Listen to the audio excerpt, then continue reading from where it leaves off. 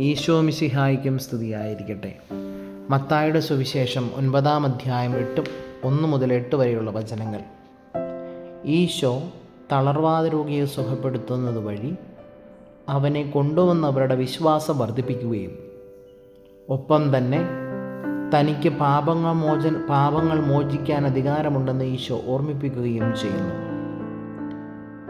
പാപമോചനമാണ് രോഗസൗഖ്യത്തിനുള്ള ഏറ്റവും എളുപ്പമുള്ള മാർഗമെന്നും ഈശോ ഈ സംഭവത്തിലൂടെ സൂചിപ്പിക്കുന്നു. ഇന്ന് മനുഷ്യൻ രോഗസൗഖ്യത്തിന് വേണ്ടിയും കാര്യസാധനത്തിന് വേണ്ടിയും പരക്കം പായുന്ന ഒരു കാലഘട്ടമാണ്. അങ്ങനെ ഒരു കാലഘട്ടത്തിൽ ഈ വായന ഏറെ പ്രസക്തവുമാണ്.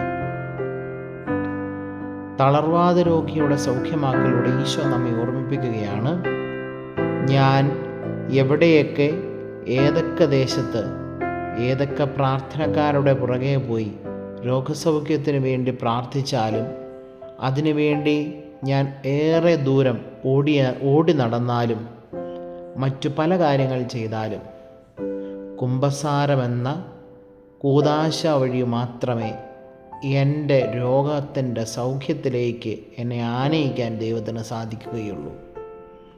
കാരണം കുമ്പസാരിച്ച് വിശുദ്ധി പ്രാപിക്കുമ്പോൾ ദൈവത്തിന് അവിടെ ഇടപെടാൻ സാധിക്കും എന്ന് തന്നെയാണ് ഈ വായന സൂചിപ്പിക്കുന്നത്. അതുകൊണ്ട് വിശുദ്ധ ഗ്രന്ഥ വായന വഴിയും വിശുദ്ധ കുമ്പസാരം വഴിയും നമുക്ക് തമ്പുരാൻ്റെ ശക്തി നമ്മിൽ പ്രകടമാക്കാനുള്ള അവസരങ്ങൾ നമുക്കുണ്ടാക്കിയെടുക്കാം. അങ്ങനെ അവസരങ്ങൾ ഉണ്ടാകുമ്പോൾ, ദൈവിക ശക്തി നമ്മിൽ പ്രവർത്തിക്കുമ്പോൾ താനെ നമ്മുടെ രോഗങ്ങൾ സൗഖ്യമാകുന്നതും നമ്മുടെ പ്രാർത്ഥനകൾക്ക് ഉത്തരം കിട്ടുന്നതും നമ്മൾ കണ്ടെത്തും. മറ്റുള്ളവർക്ക് വേണ്ടി പ്രാർത്ഥിക്കാനായിട്ട് നമ്മൾ ആരംഭിക്കുകയും ചെയ്യും. അങ്ങനെ മറ്റുള്ളവർക്ക് വേണ്ടി കിട്ടുന്ന രോഗശാന്തികൾ എൻ്റെ വിശ്വാസം വർദ്ധിപ്പിക്കുകയും ചെയ്യും. ഇപ്രകാരം എൻ്റെ വിശ്വാസം വളരാനിടയാകട്ടെ എന്ന് ആശംസിക്കുന്നു.